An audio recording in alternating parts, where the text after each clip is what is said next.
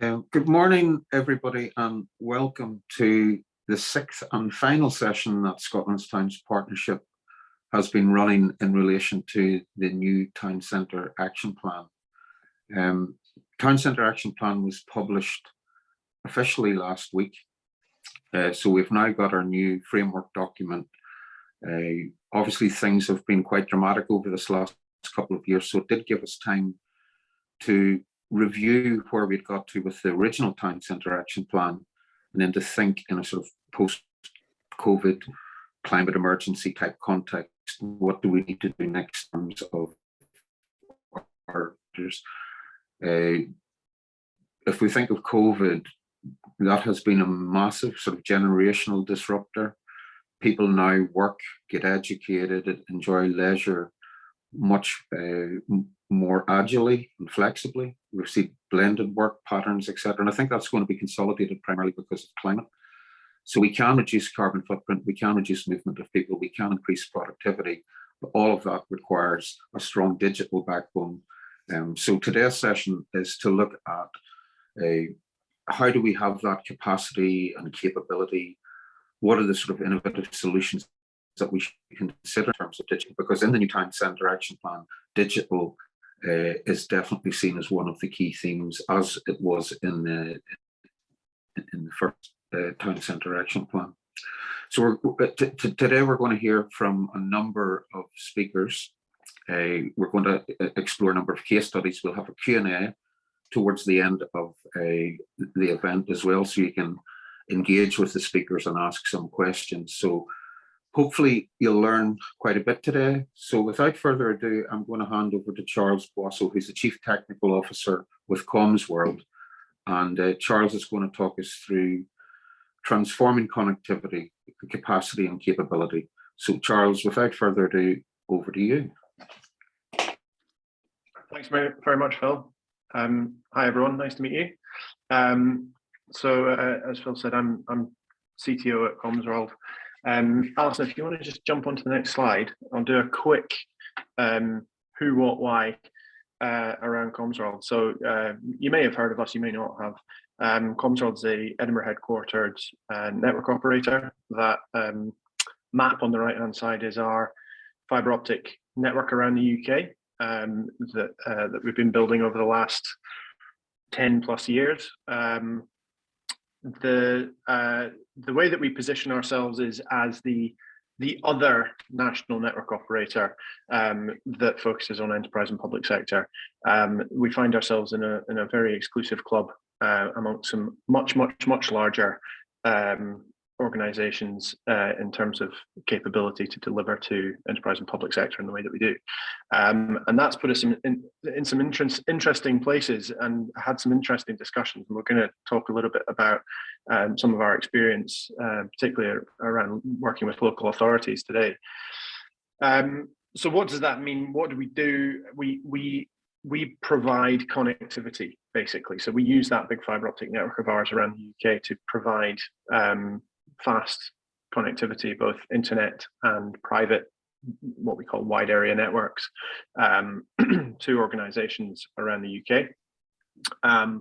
We integrate all the existing infrastructure that exists. So we utilize that wherever it's appropriate to do so. And we build our own fibre. So we now build new infrastructure. And I think one of the key things that I'll talk about today is why we do that. And the why we exist really is because there is an enormous amount of disruption to be done in the enterprise and public sector connectivity, voice, and in building sort of infrastructure space. We find, like I say, there's a handful of other companies that do this. They are large, difficult to deal with companies, and we find ourselves not so much providing services that are technically different in many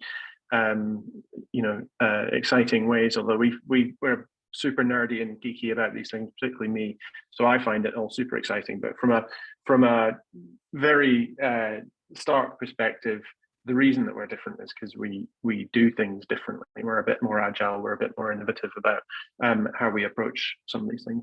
Alison, can you jump onto the next slide for me? So bringing this back to towns and local authorities, we talk about equity of infrastructure. And, you know, to us, the infrastructure that we're talking about is digital infrastructure. It's fiber optic infrastructure in the most part. Yes, there's wireless and 4 and 5G and these things as well, but all of that is underpinned by a fiber optic network.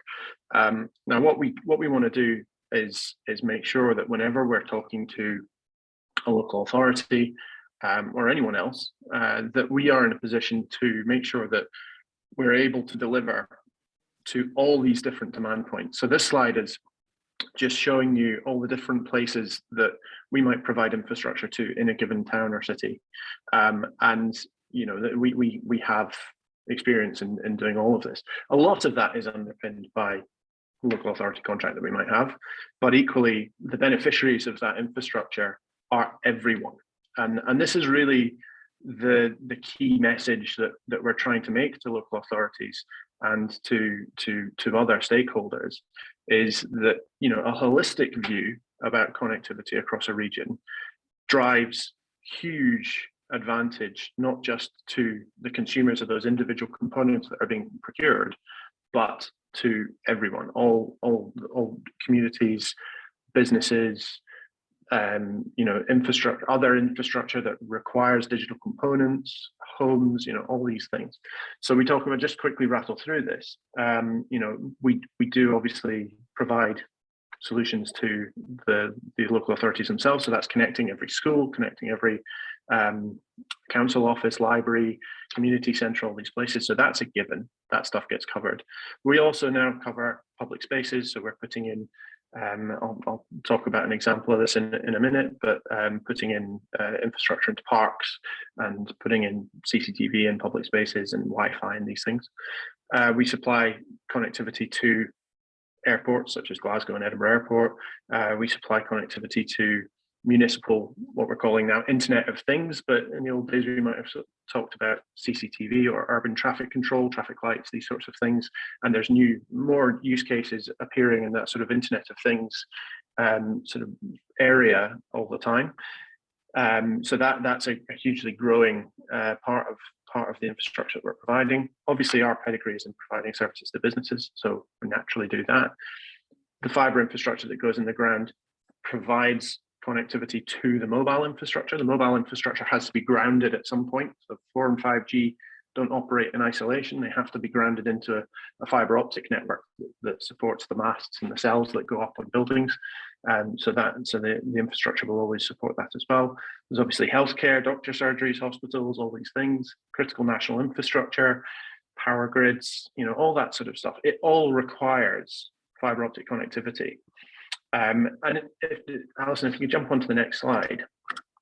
What we're trying to say with all of this is that, you know, what we've seen in the past is people doing 3 to 5 year procurements for what they need in a council. You know, they need some connectivity to their schools and to their offices and things like that. And they're looking at it from a very sort of functional perspective. And what we're trying to say to local authorities these days is, to use Henry Ford's quote there, you know, if you always do what you've always done, you'll always get what you've always got. And the way to change that, you know, drive some of these additional benefits, which Craig will talk about later on, is to think differently about these things. Now, the way that tends to work is that we use the local authorities' contracts for their own connectivity requirements as an anchor to drive something completely new and completely different, typically funded from capital, which means that their ongoing costs are really low. But what we do in providing that is do it on a much longer term, and we fully future-proof it, and we unlock all of that capability on day one. So it really provides a step change, not only for the local authority who's consuming those services directly, but it funds an infrastructure that goes into the ground in the first couple of years of that project, that sits there and supports a huge amount of step change in all sorts of other areas over the next 10, 20, 30, 40 years. You know, it's a really long-term play. And this is where the strategic thinking and the sort of economic development people and all these other areas within a local authority start to get interested. And it all gets driven from what is traditionally a very functional bit of procurement, which is some internet connectivity or private connectivity to buildings. Next slide, please, Alison. So you might be thinking about this going, well, surely there's lots of fibre infrastructure in the ground already. And the answer to that is there is. The problem with that is that it's quite old, a lot of it. It's, a lot of the original fibre infrastructure started going in the ground in 30 odd years ago plus. Some of it's even older than that. And the maintenance of all of that is difficult. It's not particularly high capacity. It certainly doesn't have the capacity. When I say high capacity, I don't mean that the fibre can't carry fast speeds. It's that there's not enough fibres in the cables to support all the different demand points that we need. In the old days, running a cable down the street with 8 fibres in it, 30 years ago, that would have been fairly reasonable.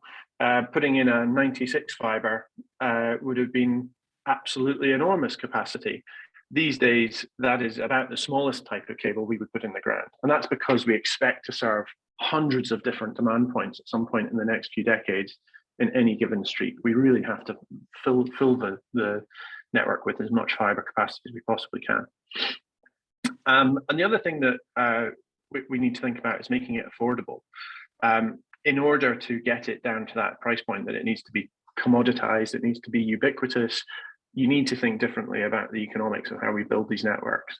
And doing it on an incremental basis of what's there just now doesn't work. And lastly, the thing that a lot of the fibre infrastructure is being driven by at the moment is fibre to the home. So obviously there's this huge gold rush for people to, the fibre operators at the moment to get to people's houses, try and capture that market, try and do the land grab in terms of bringing those residential users onto their fibre networks. But those networks are not being built for every demand point in a given city. What we need to be thinking about isn't just fibre to the home, but fibre to everything. And that's really where we're coming from with our approach. Again, thinking about 5G, people are going, well, why do I need to worry about all of this? 5G is surely going to solve a lot of these problems. And yes, it will. It will certainly help in future. The problem that we have is for 5G to do what it says on the tin. I mean, at the moment, the 5G deployments that we're seeing are basically 4G plus. When we get into the real 5G, where we need small cells on every lamppost, we need a piece of equipment sitting every 200 meters odd in a city like Edinburgh or Glasgow. That needs densified fibre in that city centre, and that doesn't currently exist. So if we're going to make the 5G fulfill its promise, we have to build the fibre networks first. And that's another huge component that we need to consider, and that councils need to consider, and economic development people need to consider, is that if we want to see that vision of 5G where every device that's wireless can get super fast connectivity, that is only going to come if the fibre infrastructure is there for the mobile network operators to consume. Next slide, please, Alison. So this is CommsWorld's journey, just to show you this isn't something that we are prophesizing or hoping becomes a reality. It is firmly a reality now. We have done this a number of times. We started it in 2015 with Edinburgh Council, and that was a 250 kilometre build around Edinburgh City Centre. That has reaped huge benefits to the council and businesses, and now homes and all sorts of other demand points are being added onto that infrastructure. Scottish Borders Council, we took on a couple of years later. That was a bit of a slow burn, but we've now got to the point where we have all their major high schools on super fast connectivity. The Borders Council have aggregated a lot of their sort of community hubs and other teaching and learning facilities into these big campuses, and we are building enormous amounts of connectivity into those campuses in each of the main towns in Scottish Borders. So we're demonstrating that it's not just a large city thing. This can be applied to more rural councils like the Borders. Glasgow is our case study really, and I'll speak about that in a second, in terms of the city that has it all, because we've gone full Buna, fibre everywhere to all the things on day one. huge project, but it's really showing a glowing example of what can be done. Renfrewshire was one of the first councils that really started thinking strategically, and Craig is going to talk about what we do with that. So looking properly holistically at the whole piece, and we've had a great time working with Renfrewshire in building that infrastructure. North Lanarkshire is the newest one that we picked up this year, and that project's just kicking off. But again, North Lanarkshire following on from Renfrewshire, thinking very strategically and including all of these demand points in their wider thinking. So we're getting through some pretty meaty councils there with some properly strategic thinking, which a few years ago we might have thought was going to be very difficult to get these messages across, but they are getting across, and we've now got some real success in this infrastructure being rolled out. Next slide, please. Just to focus there a little bit on Glasgow. So that's the network, if you can see it on the right there, that we built in Glasgow. So 230 kilometers of the initial fibre build. So I should stress that that's just the initial network that we built to service the council sites, 650 council sites. On top of that, I should have probably put on this slide that we've got another 600 odd CCTV and traffic control locations that we're providing fibre to.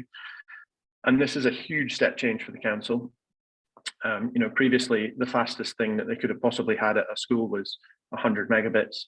Now we've got 10 gigabits going into corporate sites, 5 gigabits going into high schools, diverse, so fully failoverable if there was ever an issue with one or the other connection.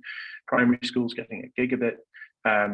These are enormously upgraded connections that we're able to provide because we're offering this brand new infrastructure. Trying to do this sort of thing using traditional infrastructure and the operators that own that is very difficult and expensive. So that's just a demonstration of what the council have essentially bought. What did they buy? They bought a wide area network, and that's roughly what we delivered. Alison, if you could pop onto the next slide, I'll just explain a little bit about what they're getting on top of that. So obviously, this is the journey so far, I suppose, and the things that we've ticked off. We have delivered the bandwidth to the council sites. That was a great success.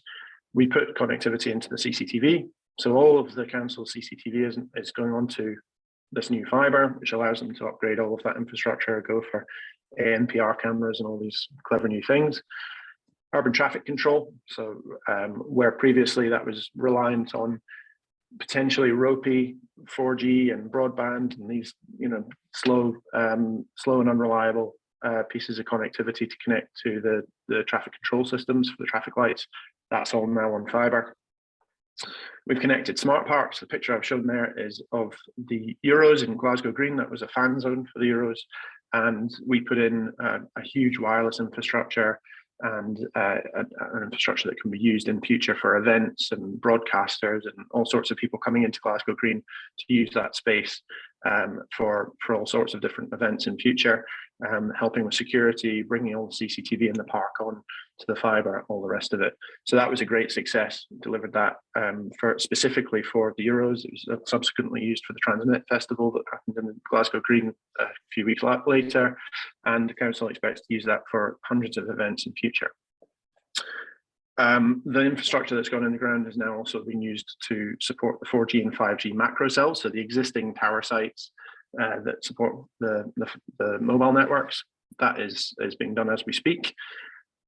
Following on from the initial deployment that services all those things that's being ticked off, fibre to the home is now being rolled out in Glasgow off the back of the same infrastructure.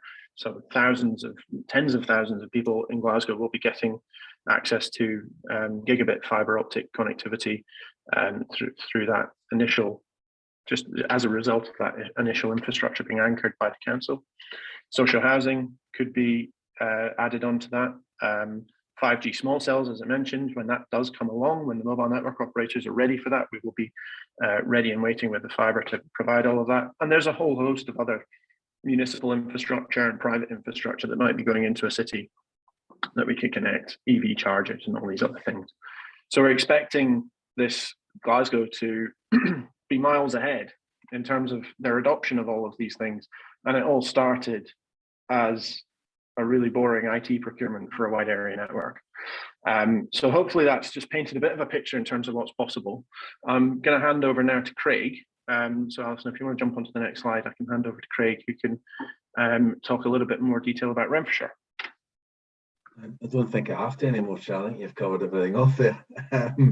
Good morning, everyone, and thanks for that, Charlie. I'm Craig Scott, and I'm the Public Sector Business Development Director for CommsWorld, and really delighted to be here this morning. We've worked a bit over the past sort of 12, 18 months with Phil and the team, and what I really want to do today is just give you a bit of a public sector exemplar in terms of what Renfrewshire Council did and how that aligns to what Charlie has just been talking about. So Alison, if you can move on to the next slide, please, that'd be great. So as Charlie mentioned, Renfrewshire Council is one of our more recent public sector success stories, together with North Lanarkshire, both very similar in their approach and the outcomes they desired. From Renfrewshire's perspective, and to reference one of Charlie's sort of comments in a previous slide, the council probably about 2.5, 3 years ago decided that they didn't want to do what they previously did when their wide area network procurement was up for renewal, as they didn't really want the same outcome. And that outcome was pretty much more of the same, with little or no innovation within that.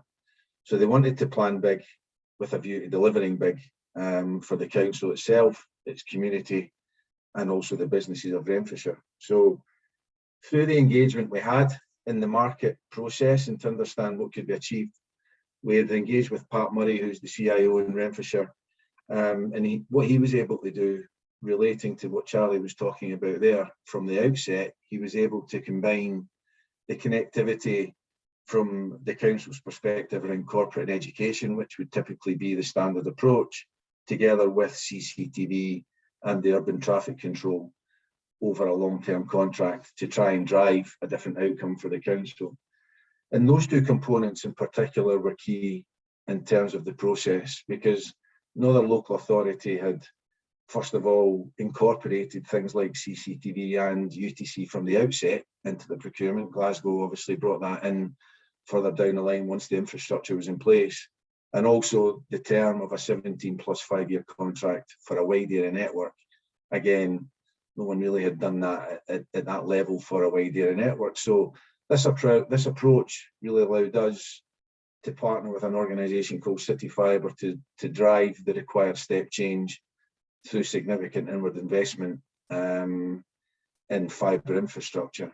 And what this infrastructure is going to do is underpin the digital transformation for the council and the communities of Renfrewshire, at the same time enhancing the full fibre coverage across the Renfrewshire geography. Because at the time this procurement was kicking off, Renfrewshire Council had something like 5.3 estimated as the percentage coverage of full fibre across the region. By the time this project ends next year, that's going to be in excess of 70% of full fibre coverage. So that is a significant difference. And a key point for me in terms of what I'm seeing through the conversations that I'm having with other local authorities and reading some of the documents that have been published through the various local authorities themselves, digital infrastructure is recognised as one of the key factors, and that I think was something that played out for me when we were responding to Renfrewshire in terms of their desire to have a strong digital infrastructure connectivity, and it being detailed in the council's plan and also the council's economic development strategy. So that, as a result of the council thinking big at this point, they are absolutely, it's a bit sort of cheesy this, but they're definitely delivering big in as a result of this process. So I think if you can move on to the next slide, Alison, that's great. And all this is served to do is try and give you a view of the scale of what we're delivering for Renfrewshire Council. The green element of that is where our partner City Fibre are building to Renfrewshire, Johnston and Paisley, and the purple bit is where CommsWorld has extended its network into the less urban and less populated areas of Renfrewshire. And that for me was a really, really important element in how we differentiated our response and how we differentiated our response in the market. with a view to ensuring that we've provided parity of connectivity for council sites within those geographies, but also for the businesses and the residents of these locations as well. And typically that's what the larger organisations and the larger incumbents won't look to do is in terms of investment in these areas, because there isn't the same return. And I don't know, Charlie, if you want to add anything else, but that in total probably got us to a stage where we were at around 70 to 80,000 properties that will be able to benefit from brand new fibre infrastructure as a result of the council's process. Yeah, I can just add to that, just to make it clear on the map there. So you can kind of see to the right hand side the fringes of the Glasgow network that we'd already built, and that again was in partnership with City Fibre. So that was very much extended into Renfrewshire. And initially, when we brought City Fibre on board, they were keen on obviously building to the areas that there was a strong business case to go for fibre to the home in, and that was obviously in the greater Paisley, Johnston, Renfrew area, where there's an awful density of houses. And we felt that was absolutely what they needed, but it was a bit of a shame that we would have otherwise had to use traditional connectivity at a higher cost and at a lower speed to get to the places in Erskine, Bishopton, Bridgeware, all these places. And while it was a smaller number of council sites, strategically it was important that as many of the sites as possible could be on the same connection. I think in the end, out of the hundreds of sites that the council had, there was only half a dozen in places further afield, places out to the southwest of this map, that ended up getting traditional connectivity. So that was an enormous benefit to them. And obviously, that also meant that it opened up the opportunity for fibre to the home to be taken to Erskine, Bishopton, Bridgeware, all these more rural towns, which was a huge plus for the council. Brilliant, thanks, Charlie. Just on the next slide then, Alison, please. So I think for me, when you look at the potential benefits or what this is a Craigism, so what element, what does it actually mean, and what can fibre infrastructure start to facilitate? So when we were responding to the tender, we brought out a couple of key themes. What does it mean to the council? What does it mean to the community, the business, and what does that then drive from an economic development perspective? So from a council point of view, just quickly running through these, what we did for the council was we clearly significantly increased the connectivity to council sites, but that also serves to form the platform to drive the digital transformation for the council over time. A key point for me and important in these bids and other bids that we do is recognising the importance of young people in education and the importance of them having the right type of connectivity. So what this network will do for Renfrewshire Council is transform learning and teaching within Renfrewshire schools and hopefully enhance the region's educational attainment as a result. And it's early days across all of this space, but certainly from a digital infrastructure perspective, it's identified as a key element of enhancing and transforming the council's approach to health and social care, which is a massive budget, and the way that it does just now, digital definitely has a role to play in that.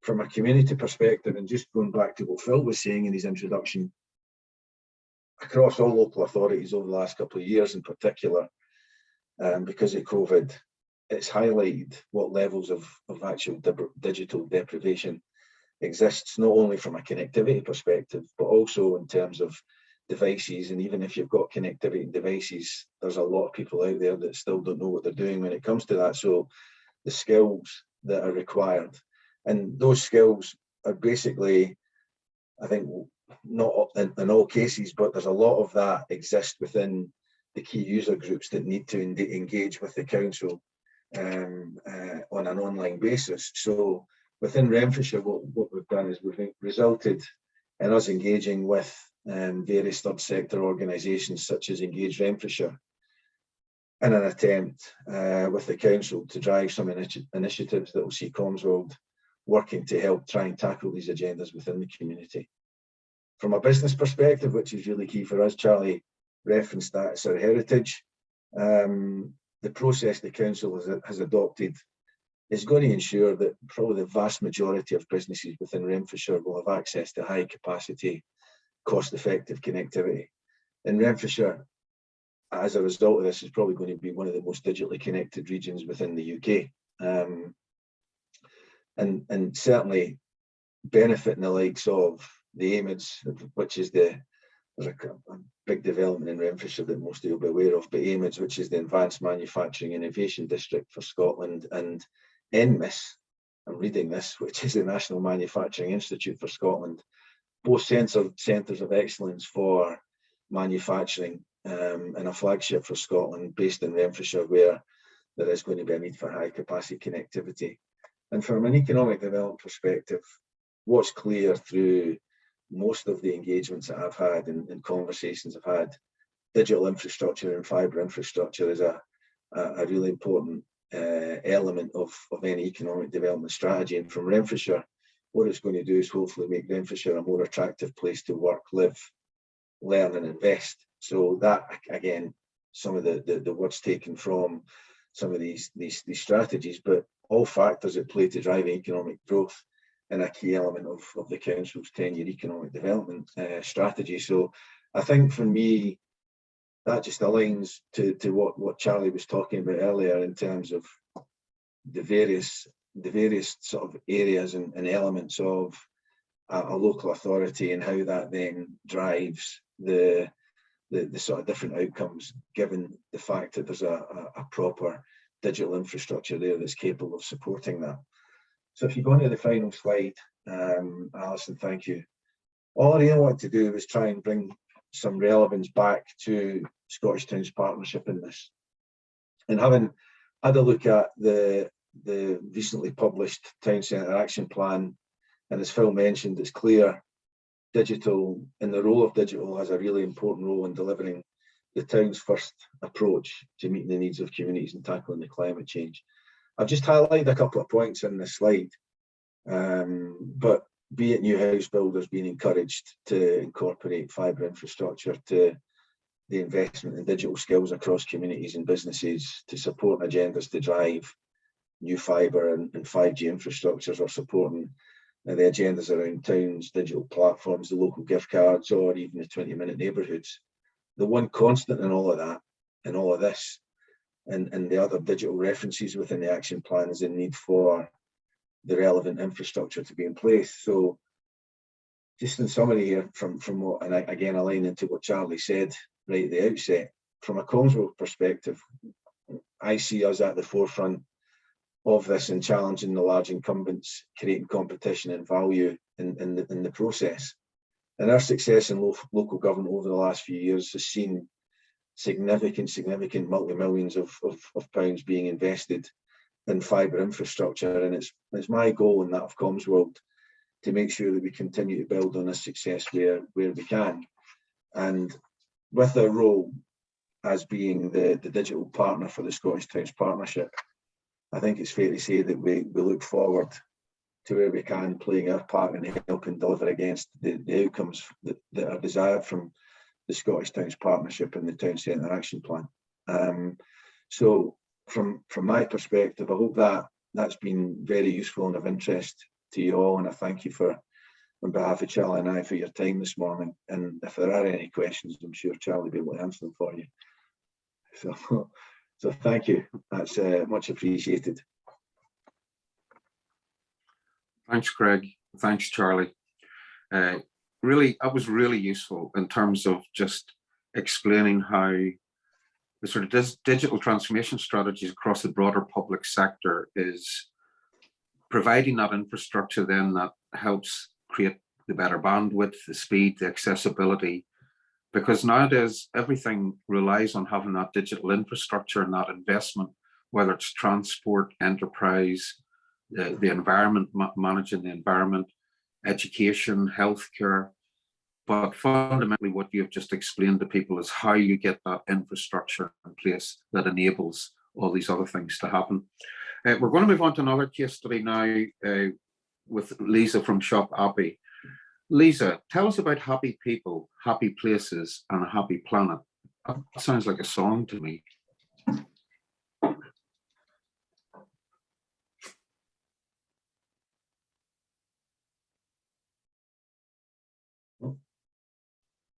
Sorry, I'm unmuted. You're unmuted now. Thanks, guys. So I just want to say thanks, first of all, to Phil for the introduction and to the rest of the Scottish Tennis Partnership team for inviting me to be on today. For everybody who knows me, I am Lisa Edwards, a Place Partner Development Manager for Shop Happy North. So I look after all of Scotland, right down to Leeds in the north of England or middle part of England. And everybody who is on the call who knows me, I'll do my best to not speak for Scotland, and I'll keep within my time scales if I can. So Alison, could you just put it on the slide 2 for me, please? Thanks. So what is shophappy.com?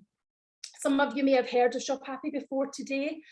So if so, then this is just a little refresher. And for those of you who haven't, here's an introduction to what we do. So what we've done is we've created a platform to support our local high streets, towns and city centres, providing digital resilience to local businesses to maintain their competitive edge for years to come. Our aim is to lock the money in locally, supporting our local economies and to build the community wealth building. We want to divert customers from online shopping with larger international corporations and bringing the focus back to our vibrant high street businesses. We don't want to create any more online shoppers. We want to create a convenient way for local shoppers to browse, book and buy locally, so they're always supporting that high street and their town centres.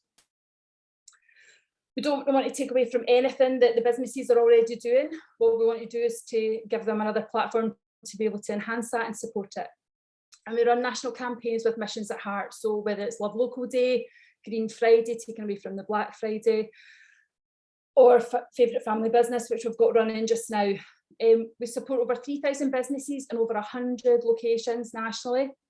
We work in partnership with all local authorities, BIDs, business associations, and in some cases, as with East Ayrshire, we've went from originally working with East Ayrshire Council and have now brought together 2 local business associations with a joined up collaborative approach to support the whole of the East Ayrshire area and local employment. In short, we're just more than an e-commerce platform. Can I get, thank you. So how do we do what we do? Well, it really is just about working together. We give local businesses the tools to fight back, starting with an effective and engaging online presence, increasing their digital footfall and their physical footfall and spend. We provide a single marketplace platform for every town and city, encouraging customers to browse and visit, to book or buy with ease, and to click and collect after hours or home delivery on shophappy.com. It really depends on what that town or that area wants or needs, or what the business's wants or needs are. And we also provide an additional national platform for online sales across the UK with our shoplocalonline.org. We harness the local consumers' desires to support their local high street shops and shop greener with more ethically, and champion and support the local and built-in solution. We provide support for partners to ensure high streets are more resilient longer term for both footfall and for spend. We support the businesses to ensure that they get the most from our platform, so they receive one-to-one concierge service from our Shop Happy team and access to the online support community with peer-to-peer support. They can attend all our free training sessions, our happy hour sessions, drop-ins with consultants on aspects of their business to help them grow, and fully access campaign materials like our Love Local Day. So in short, it's like a collective shop window. So we look at area specific. So in the case of East Ayrshire, we have all the principal towns are covered, and then we've got the additional smaller towns and villages are also supported. The shops, the markets, services. What's on? So Kilmarnock and Kilmarnock business associations can use the platforms to promote the associations and the events and the initiatives that they're supporting. And then eating out. All kinds of businesses in the community organisations, non-tech, even those without e-inventories, pop-ups, market stalls, services, event providers.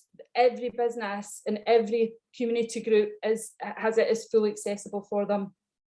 It's a system that allows for booking, browsing, buying local all in one place. So whether it's doing appointments, booking a table, getting a room, workshops, activities, events, or physically buying from the shop. No matter what, we're looking to have customers look at our system, look at our platforms, look at their local areas, but going back into the high street to collect or to buy or to purchase.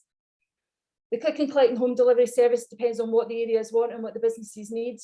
And we're also an award-winning platform, so have extensive national coverage and reach, and get many businesses PR coverage, sometimes on the day, especially when we had the rise of inflation costs and the impacts it's having on businesses, and features whenever possible all around the country.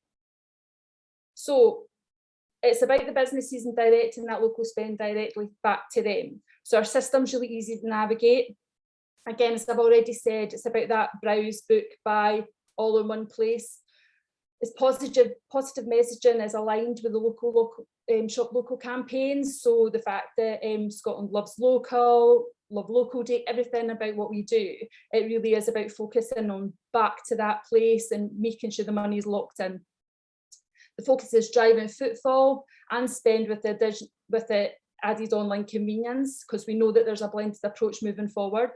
Our Shop Local online platform was produced to basically give a platform for our businesses, for our consumers who were using the site, who wanted to access local businesses just at the heart of what they do, but supporting them all over the country. And the product feeds from one to another with no commission sales, with no effort required, really. We deal with all of that for the businesses.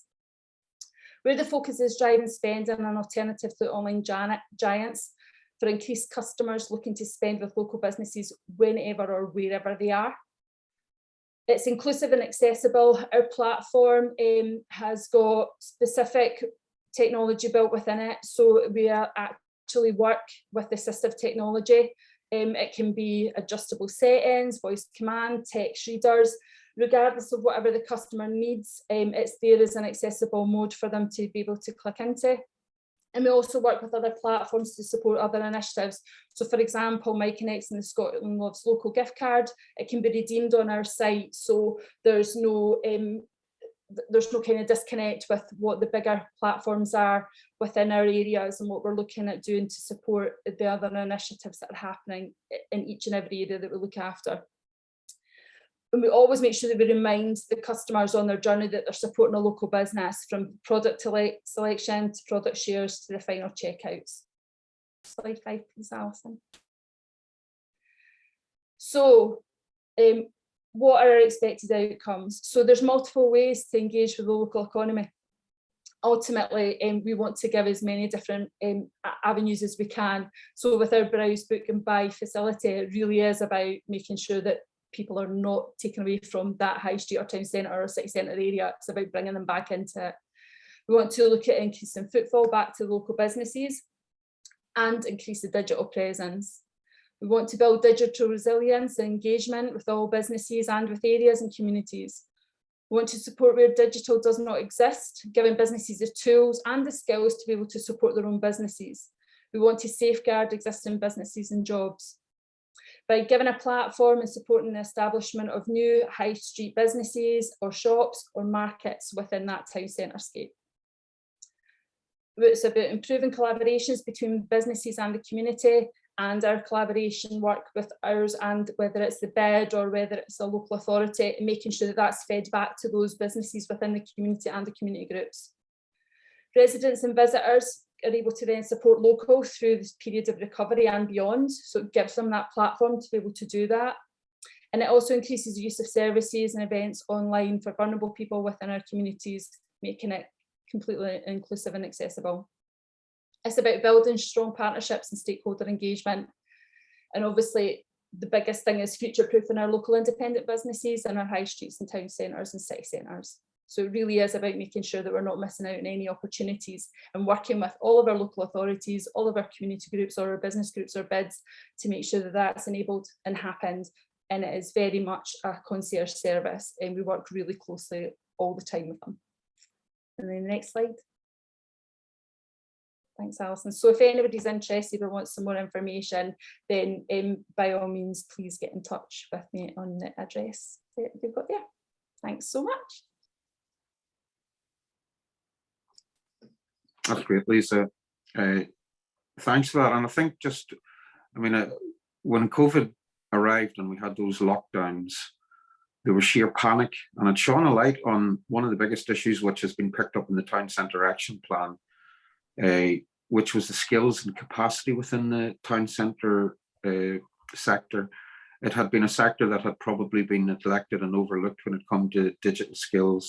So that is definitely something we're going to create a focus on as we move forward, to make sure that the retailers and the businesses and communities within town centres actually have the skills and abilities to use digital, because it did allow them to pivot very quickly. Yeah. And what I love with the likes of Shop Appy is it's just like creating mini Amazons, but they're much more sustainable. You know, people will, in a post-COVID net zero environment, have to live more locally. And we don't want to just be stuck with online giants. We want to be able to have that compelling local proposition. So linked to the likes of the Scotland Loves Local campaign, this is another enabling piece of digital infrastructure that actually allows the cards to be deployed. You know, it just gives us another mechanism to create a digital version of our town, and I really enjoyed that. So without further ado, we're going to move on to our next case study, which is sunny East Ayrshire. So we've got Tracy and Barbara going to talk about Kilmarnock. Welcome, Tracy and Barbara. Hello, thanks very much for the introduction. So I'm Barbara McNaughton. I'm the Town Centre Regeneration Officer, and I'm here with my colleague Tracy, and we work with East Ayrshire Council. So like most towns, East Ayrshire towns have witnessed a steady decline in footfall in our town centres. We've known that online sales have increased, the same as everywhere else. And as we're just talking about there, the pandemic obviously accelerated online shopping. So in response to that, we looked at how can we support our business communities to combat the difficulties of trading throughout multiple lockdowns. Digital High Street was something that we wanted to deliver, as this provided a platform that allowed businesses to continue to trade online regardless of restrictions. It enabled them to have an online presence without the high cost of creating their own e-commerce platform, and it allowed businesses to be part of a community, not just physically, but also digitally. So I'm going to pass you over now to Tracy, who will tell you how we went about that. Thanks, Babs. So we applied for and received funding from STP to help us to deliver a digital high street. And the funding gave the businesses the opportunity to create their own digital shop at no cost to them. We researched the marketplace to look at what was available, and we engaged with the business community to research and evaluate all those products that were on the marketplace. You know, their input to, you know, selecting the right platform was really key. And Shop Appy stood out as a platform that was really easy to use. And just to touch on what Phil was saying there about digital skills, if you can post to Facebook, you can find a way to use Shop Appy. So it's really easy to use, and it's very customizable, and it suits all sorts of different businesses. And businesses have used the platform in multiple ways that reflect their own business models. So we have some businesses that just sell vouchers. We have some that use it to book appointments, restaurant tables, hotel stays. We've got others that offer food delivery and takeaway. Lots of them use it as a traditional e-commerce platform, and some just have a profile on there because they want to have that visible presence. So you can see how easily Shop Appy can be customised to accommodate different types of businesses.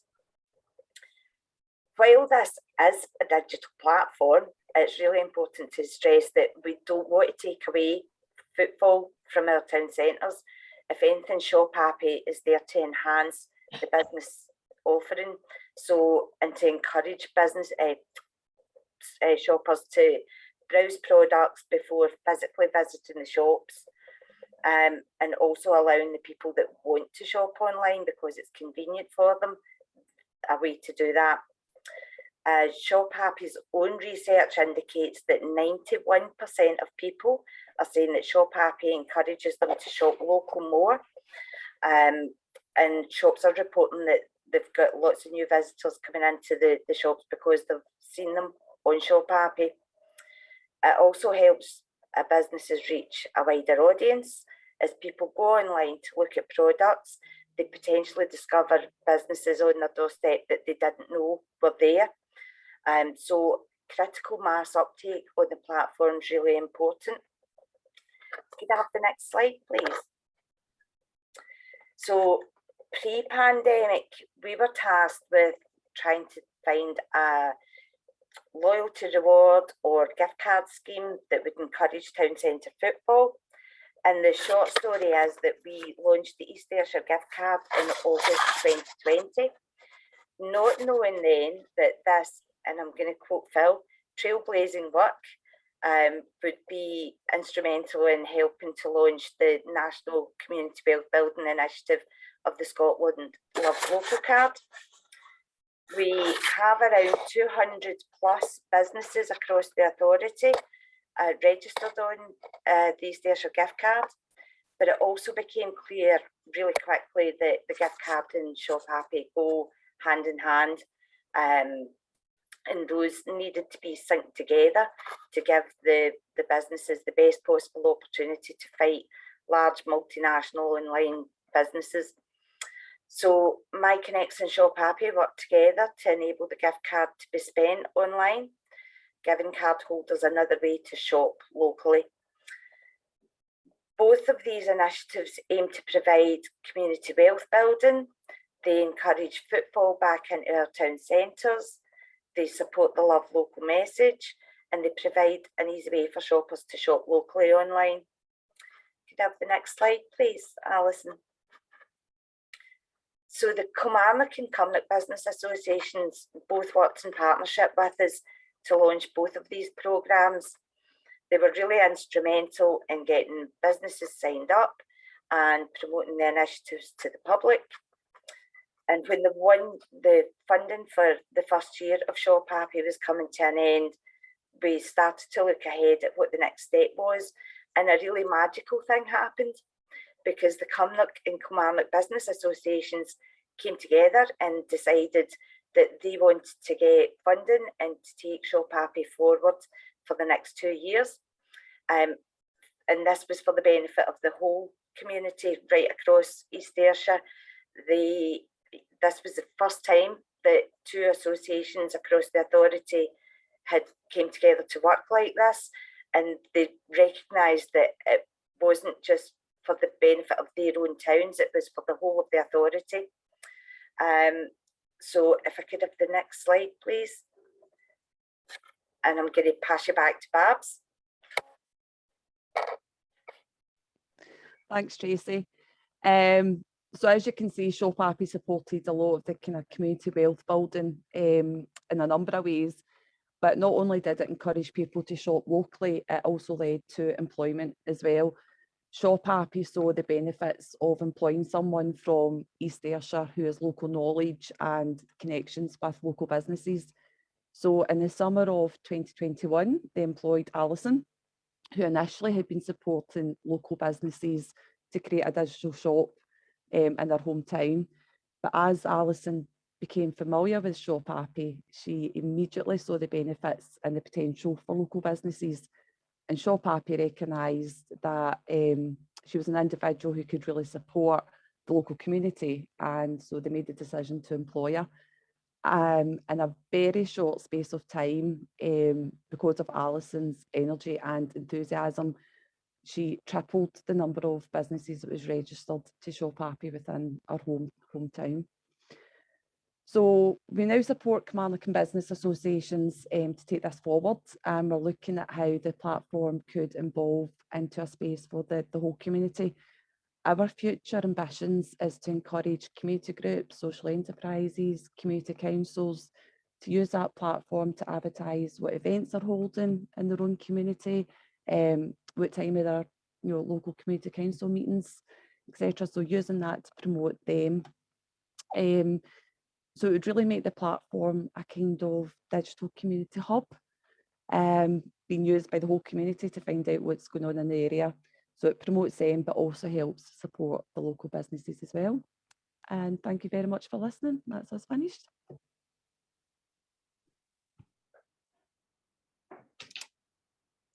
Thanks, Tracy. Thanks, Barbara. I suppose the message in all of that is, you know, I've got a Facebook page, and whenever I put a post up, there's only ever one like, and that's me liking myself. The beauty of having this asset that draws everybody together just gives so much more reach, and you can use it in so many ways in terms of what Barbara was outlining, their events.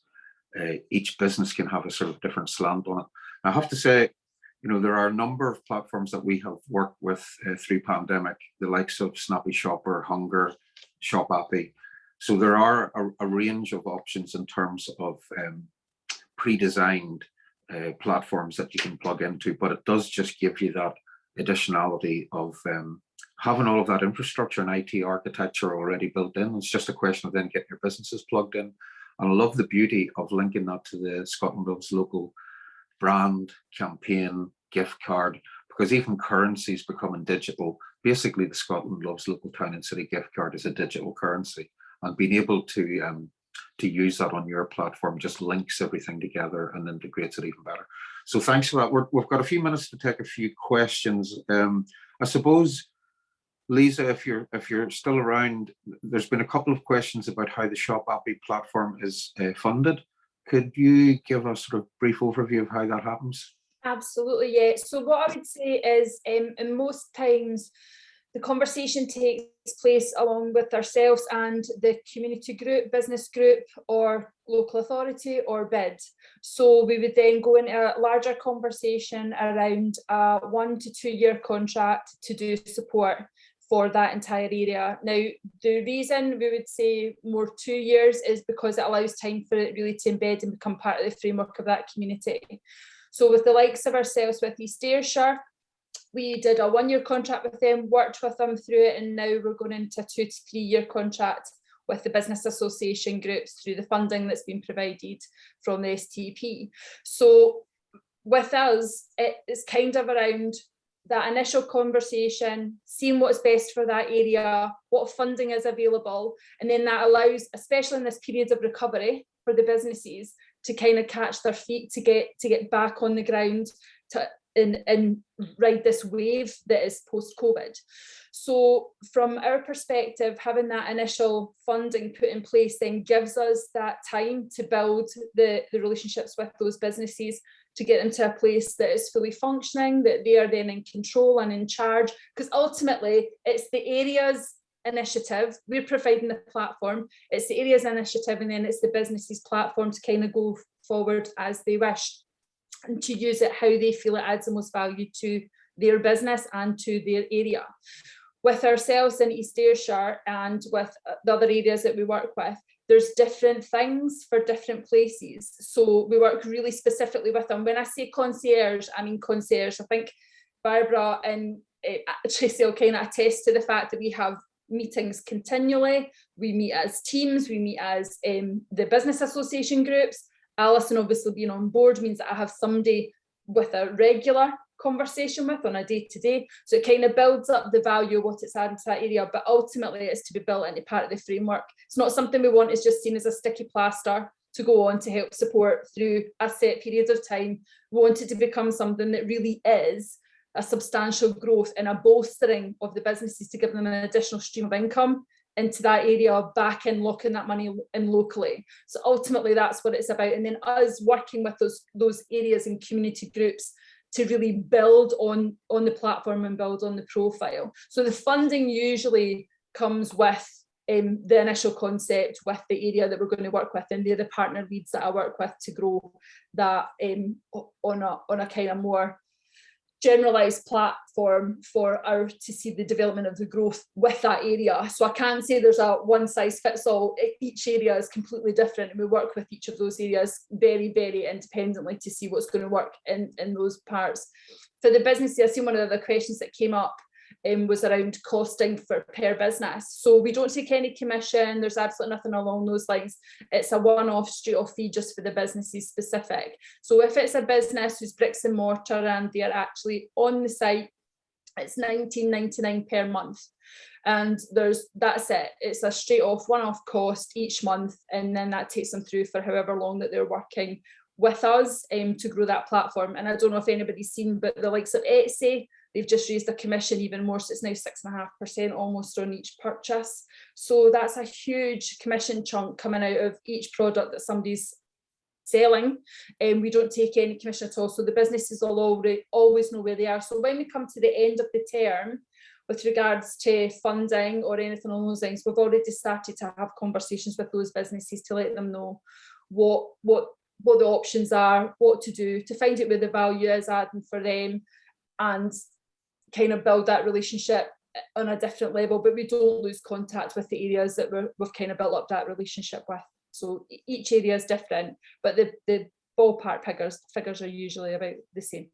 That's helpful, Lisa. And I suppose, again, it's having the benefit of the wider community approach to all of that is really beneficial. 20 quid a month is not a lot if you have that broader community buy-in. There was a question there from Joanne, which is relevant. How do you go about marketing this? You know, how do you market this in terms of making citizens aware that this is a more ethical, it's better for the local economy, it's better for the environment, as opposed to Amazon? Is there a sort of defined marketing strategy, or again, is that just flexible and targeted based on your local client? Tracy. I'd like to answer this because there's a bit of work involved before you get to that marketing point. So it's really important to get, as I talked about, critical mass uptake. You need to have enough businesses on board before you launch to the public, because if you've got 3 shops on there, anybody going on to that and looking and seeing 3 shops, there's nothing to encourage you to come back. So there is a bit of work involved in the first instance, but people are getting more and more aware of the importance of shopping local. So for us, it's about getting it out there on social media. We put out via the council stay connected posts, which are like an email, which every single email that goes out to the public and to the businesses, they all have information at the bottom about the gift card and Shop Happy. So there's a constant reminder there. And also it's really important for the businesses, for them to get the message out. We're on Shop Happy. You can have a look at what we've got online. You can, do click and collect if that suits you, or have a look and see what products we've got before you come into the shop. So it's about, everybody coming at it. And Shop Happy do an incredible amount of marketing as well, nationally. So it's just about building on that and coming at it from every angle. Yeah. Okay. Just I'll take chair's privilege to ask a question. Are you able to migrate the Scotland Loves Local businesses that have been onboarded, or is that a sort of separate thing? No, everybody can come on the platform. It's up, and what I would say as well is there's a level of conversation, again, going back to each individual area. So some areas want to only bricks and mortar, some because that's the way that their funding's provided. In the areas of like East Ayrshire, we've been able to span it right out because, again, this is conversations you and I have had in the past, Phil, is that the online businesses that have started up in people's gardens, garages, the home online seller could become our shopkeeper of the future. So East Ayrshire hasn't wanted to separate any option of getting involved with any business. So we have businesses that are online based, that they literally have a foothold on online only, or they do pop-ups in the town, as well as having the bricks and mortar. So really, again, it works, it's whatever works for that area. So it allows a lot more flexibility in certain areas because we can kind of grow the platform existentially because we've got a really good variant of offerings. Yeah, okay. No, that's good. Tracy, Barbara, a quick question. From your experience around all of the digital activity, whether it's Shop Happy, Scotland Loves Local, Town and City Gift Card, your work with the business associations, Have you seen an improvement in the skills and capacity of the businesses? Did it see this long term as being an additional channel to invest in once they're opened again and the masks are off and people are sort of behaving more normally? Have they seen enough benefit to actually do some upskilling and make sure that they can maintain these channels into the future? Yeah, I think Shop Happy is not just for COVID. It's, you know, for us, it's a long-term plan. For us, it's about building that infrastructure where we're really protecting our business community and supporting them in every way that we can and providing them with those tools. So, you know, for us, it's just going to grow. Great. Okay. One final question for Lisa, and then I've got a question for Craig. Lisa, just very briefly, have you got any presence in the northeast of Scotland? No, I've just messaged Derek to say. All right. Okay. Great. No, but I'm open to conversations. I think ultimately for us, being Scottish, I want the foothold to grow much larger than Scotland. It's too cold up there. Don't worry. I've got a question here. I'm not sure if Craig or Charlie want to. It's probably best to take this particular question offline. But Colin, over on the other side of the River Clyde, is looking across with envy at the nice wide area networks that Glasgow and Renfrewshire have. So he's asked the question about funding. Now, I genuinely think there'll be a lot of commercial sensitivity around that, so it's probably best to take offline. But Colin, from my initial take on that, that is a project that the community planning partners across East and West and Bartonshire should be considering, whether it's NHS, education sector, councils. The City Deal funding should be an avenue for that. The Place-Based Investment Fund should be an avenue for that. But I think if you could pick up with Craig and Charlie offline to sort of work out how Renfrewshire and Glasgow approached it, and the Borders and North Lanarkshire, who's the most recent case study, Craig would be more than happy just to talk you through all of that. Have you anything briefly to add, Craig? Is Colin West or what? Colin's East. He's the Posh Dumbarton. Yeah. East Posh Dumbarton. That's interesting. So yeah, so we do have some conversation on, like, we've just started some conversation with East Dumbarton, so it'd be great to have that chat. Okay, I'm going to wrap it up now, guys. I really, first of all, I'd like to thank all of the speakers, because you've brought the whole agenda to life. We've seen over the last 5 or 6 years just how digital has become embedded in absolutely everything we do. I go back to 2014 to think of the first town centre action plan, and we tried to give things a push, and basically we ended up with a load of town centre Wi-Fi. I mean, that was the idea back in the day, but it's moved on so much more from there. So, you know, from the infrastructure and the investment and making sure we're future proofing and there's headroom for stuff to happen, everything now is dependent, certainly in post-COVID and climate emergency world, everything is really, really dependent on having good digital infrastructure to support how we live in the future. And we'll need to make sure that our towns are resilient and are innovative and are compelling. So it's great being able to see how Shop Happy's brought all of that digital infrastructure right down to the level of places like Kilmarnock and Cumnock, and the deployment has been really heartening. Same with the Scotland Loves Local thing, you know, again, more and more moving on digital. And I think the message here is, if we get a heft and if we get enough together, we do have enough to fight the bad behaviour and the online extraction. We can make this work to our own benefit, and we can create better solutions for our citizens and our businesses and our towns. So thanks again for your time. Thanks, speakers, and have a good day.